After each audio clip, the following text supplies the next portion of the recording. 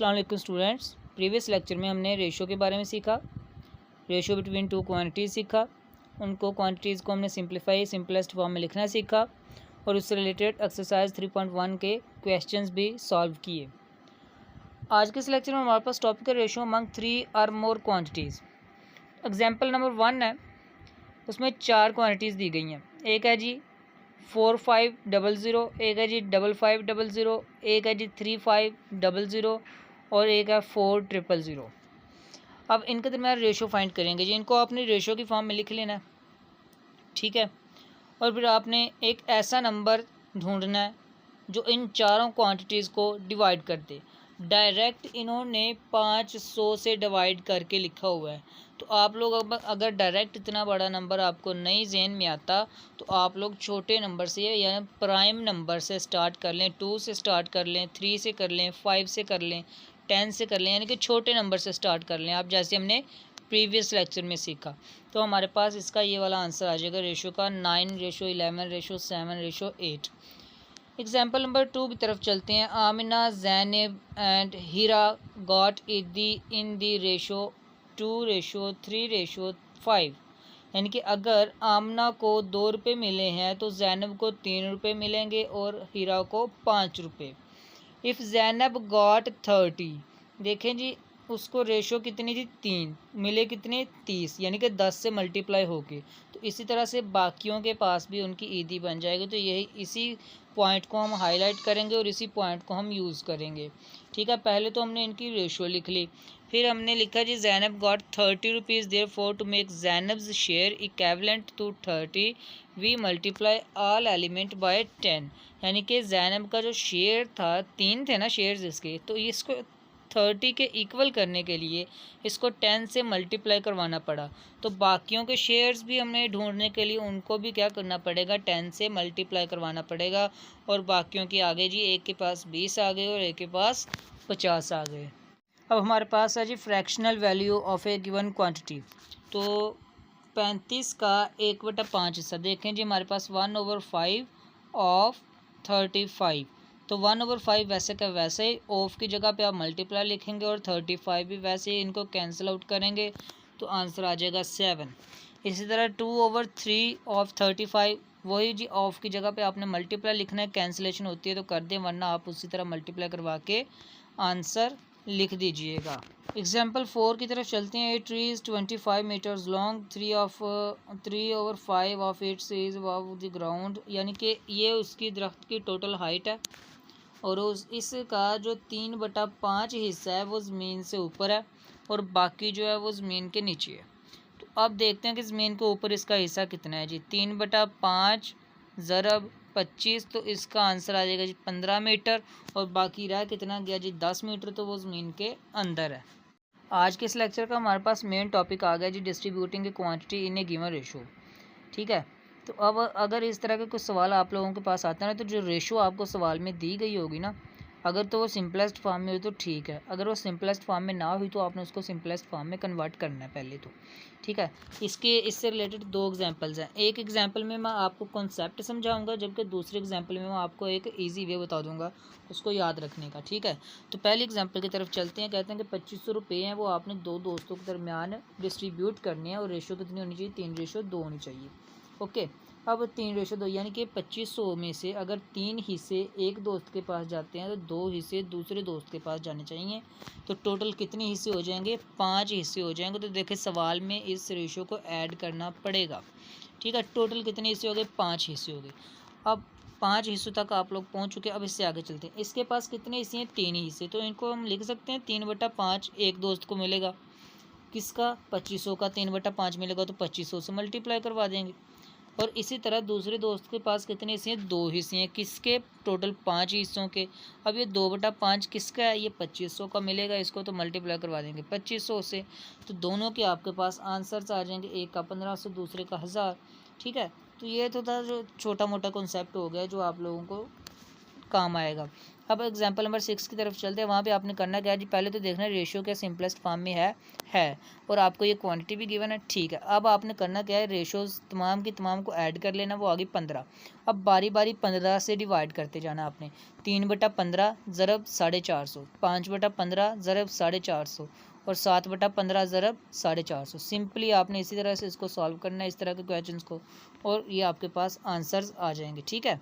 उम्मीद है आपको ये वाली जो एग्जांपल्स हैं ये अच्छे से समझ आ गई होंगी। इससे आगे चलते हैं। एग्जाम्पल नंबर 7 है जी, डिस्ट्रीब्यूट 68 कैमल्स अमंग 3 ब्रदर्स। 3 भाइयों के दरमियान हमने 68 ऊँट जो हैं वो डिस्ट्रीब्यूट करने हैं। अब एक को उसका 9वां हिस्सा मिलेगा, एक को 3रा हिस्सा मिलेगा और एक को आधा हिस्सा मिलेगा, ठीक है जी। अब इसको रियाजी की मदद से सॉल्व करते हैं। सबसे पहले देखें क्या हमारे पास रेशियो जो है वो अपनी असल फॉर्म में है, यानी कि नेचुरल नंबर्स की फॉर्म में नहीं, ये फ्रैक्शंस की फॉर्म में है जी। तो इसको नेचुरल नंबर में कन्वर्ट करते हैं, कैसे? इनका एलसीएम लें जी। क्या आता है? एलसीएम आता है 18। तो आप हर नंबर को 18 से मल्टीप्लाई करवा दें तो आपके पास ये रेशो आ जाएगी जी, 2:6:9। अब हमारे पास वही पुराना काम, रेशोज़ को जमा करें, आंसर आएगा 17। अब अकेली रेशो को डिवाइड करते जाएं 17 पे, 2/17, और टोटल क्वांटिटी से मल्टीप्लाई करवाते जाएं तो आपके पास ये आंसर्स आ जाएंगे, ठीक है जी। हमारे पास एक का आंसर आ गया 8 कैमल्स, दूसरे का आंसर आ गया 24 कैमल्स और तीसरे का आंसर आ गया 36 कैमल्स। इसी एग्जाम्पल में कुछ चेंजेस करता हूँ और आप लोगों को वो सेल्फ असेसमेंट के लिए देता हूँ क्वेश्चन के। आप लोगों के पास रेशियो तो बच्चों यही रहेगी और ऊँटों की तादाद कम करके वो कर देता हूँ जो 17 ऊँट है और 3 भाई हैं। रेशो ये है, तीनों भाइयों में आपने 17 ऊँट को डिस्ट्रीब्यूट करना है।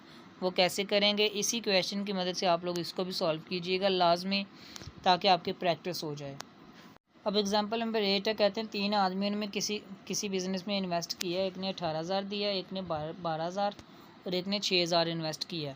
कुछ अरसे बाद उनको 36,000 रुपये प्रॉफिट मिल जाता है, ठीक है। अब आपने वो प्रॉफिट इन तीनों में डिस्ट्रीब्यूट करना है।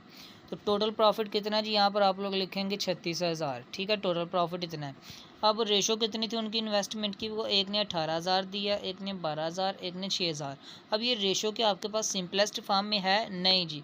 तो इसको सिंपलेस्ट फॉर्म में पहले कन्वर्ट करें, तो ये आ गई हमारे पास 3:2:1।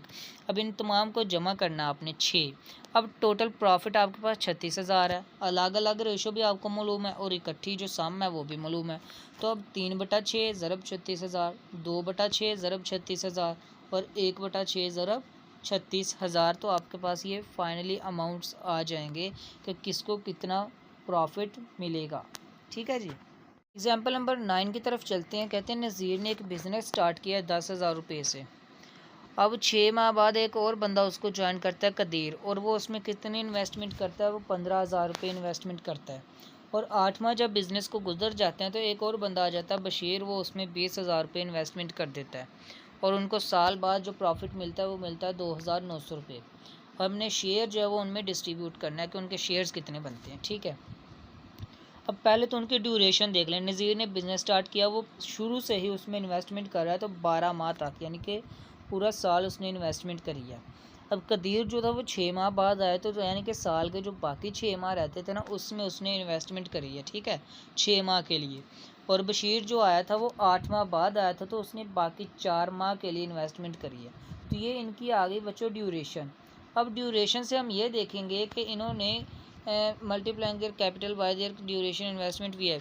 अब इनकी हमने रेशो या इनके शेयर्स निकालने, तो उसके लिए तरीका ये है कि इन्होंने जितना जितना इन्वेस्ट किया है ना, उसको इनकी ड्यूरेशन से मल्टीप्लाई करवाते जाएं और बाद में सिंप्लीफाई कर लेंगे, तो ये हमारे पास इनके शेयर्स आ जाएंगे, ठीक है जी।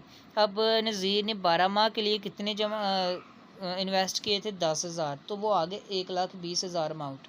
इसी तरह इसका आ गया जी अमाउंट 90,000 और इसका आ गया 80,000। अब ये रेशो आ चुकी है, लेकिन ये सिंपलेस्ट फॉर्म में नहीं है, तो इसको सिंपलेस्ट किया तो रेशो आई हमारे पास 12:9:8, ठीक है जी। अब ये रेशो भी हमारे पास आ चुकी है और ये जो प्रॉफिट है वो क्वांटिटी भी हमारे पास आ चुकी है। तो अब डिस्ट्रीब्यूट करना तो बड़ा आसान हो गया। रेशो को जमा करें और बारी बारी डिवाइड करके प्रॉफिट से मल्टीप्लाई करते जाएं। रेशो को जमा किया तो 29 आया। अब 12 को 29 पे डिवाइड करेंगे और 2,900 से ज़रब दे देंगे। 9 को 29 से डिवाइड करेंगे और 2,900 से ज़रब दे देंगे। इसी तरह 8 को भी 29 से डिवाइड करेंगे और 2,900 से ज़रब दे देंगे तो इनके जो प्रॉफिट्स आएंगे वो रिस्पेक्टिवली हमारे पास 1200, 900 और 800 रुपये आ जाएगा। एग्जाम्पल नंबर 10 बड़ा इंटरेस्टिंग होने जा रही है जी। कहते हैं कि अमाउंट है 6200 रुपये का, आपने 3 हिस्सों में डिवाइड करना है। 3 हिस्से उसने हमें दिए नहीं हुए, लेकिन हम लेट कर लेते हैं कि ए, बी और सी हैं। अब वो कह रहा है कि फ़र्स्ट पार्ट का डबल है, सेकंड पार्ट का 3 टाइम है और थर्ड पार्ट का 5 टाइम है। तो अगर इनका हम फर्स्ट पार्ट का डबल, सेकंड पार्ट का 3 टाइम्स और थर्ड पार्ट का 5 टाइम्स करें तो वो म्यूचुअली इक्वल हो जाएंगे, यानी कि इक्वल आ जाएंगे वो तीनों के तीनों। या इतना सा हमें गिवन है, ठीक है। अब यहाँ से हम रेशो कैसे फाइंड करें, देखें जी। अब हमारे पास एक क्लू आ गया। क्लू क्या आ गया कि अगर ए के साथ 2 मल्टीप्लाई हो रहा है तो ए 2 का मल्टीपल है, इसी तरह बी 3 का मल्टीपल है, सी 5 का मल्टीपल है, ठीक है। तो यानी कि अपनी सिंपलेस्ट फॉर्म में नहीं आ रही। यहाँ पे 2 से डिवाइड हो सकता है, यहाँ पे 3 से डिवाइड हो सकता है, यहाँ पे 5 से डिवाइड हो सकता है। तो हमने एक ऐसा नंबर ढूंढना जिससे इन तीनों को डिवाइड कर सके। तो इसके लिए हमें एलसीएम फाइंड करना पड़ेगा। तो हमने एलसीएम फाइंड किया, वो आया 30। 30 को इन तीनों से डिवाइड कर दिया, हमारे पास ये आ गया सिंपलेस्ट फॉर्म। अब आप लोगों को पता है कि हम फ्रैक्शन को रेशो में लिख सकते हैं, और इस a/15 को हम लिख सकते हैं a/15 इक्वल b/10 और इक्वल c/6। तो यहाँ से हमारे पास अगर 3 रेशोज़ इक्वल हैं या 2 रेशोज़ इक्वल हैं तो हम जो वेरिएबल्स हैं उनको इक्वल की एक साइड पे और जो बाकी रेशोज़ हैं उनको इक्वल की दूसरी साइड पे लिख सकते हैं। तो यहाँ से हमारे पास रेशो की सिंपलेस्ट फॉर्म आ जाएगी, यानी कि ये ए, बी, सी को हमने इस साइड पे रेशो में लिख लिया और 15, 10 और 6 को हमने इस साइड पे रेशो में लिख लिया। अब यहाँ पर इसको आप सिंप्लीफाई भी कर सकते हैं, क्योंकि ये वाली रेशो जो है ये अपनी असल फॉर्म में नहीं है। तो अब आप इसको सिंप्लीफाई कैसे करेंगे जी, इसको एक ही नंबर पे डिवाइड करके। अब आप देख सकते हैं कि तीनों नंबर्स जो हैं वो किसी एक नंबर पे डिवाइड नहीं होते। यानी कि अगर हम 2 पे डिवाइड करेंगे तो 6 और 10 तो 2 पे हो जाएंगे, लेकिन 15 नहीं हो पाएगा। अगर हम 3 पे डिवाइड करेंगे तो 15 और 6 तो हो जाएंगे 3 पे डिवाइड, लेकिन 10 नहीं हो पाएगा। अगर हम 5 पे डिवाइड करेंगे तो 10 और 15 5 पे डिवाइड हो जाएंगे, लेकिन 6 नहीं होगा। तो जब ये तीनों किसी एक नंबर पे डिवाइड नहीं हो रहे तो हम इसको ऐसे ही रहने देंगे, ठीक है। फिर आपने इनका सम करना है, वो आ गया 31। अब आप करेंगे जी 15/31 मल्टीप्लाई जो आपको अमाउंट दिया गया वो कितना है जी 6200। तो मल्टीप्लाई करवा देंगे 6200 से, तो आपके पास आंसर आ जाएगा 3000। इसी तरह 10/31 ज़रब 6200 तो वो आ जाएगा 2000, और इसी तरह 6/31 ज़रब 6200 तो आ जाएगा 1200 रुपये। तो ये आप लोगों के पास इनकी रेशोज़ के अकॉर्डिंग इनके अमाउंट्स आ चुके हैं, ठीक है। तो ये था जी हमारे पास एग्जाम्पल नंबर 10। एग्जाम्पल नंबर 11 की तरफ चलते हैं। कहते हैं कि एक प्रॉफिट है 60,000 रुपये का और वो पार्टनर्स के दरमियान हमने डिस्ट्रीब्यूट करना है। रेशियो हमारे पास गिवन है। अब रेशियो जो है फ्रैक्शन में गिवन है, तो फ्रैक्शन वाली रेशियो को कैसे ख़त्म किया जाए, इसका एलसीएम लिया जाए। एलसीएम आएगा 12।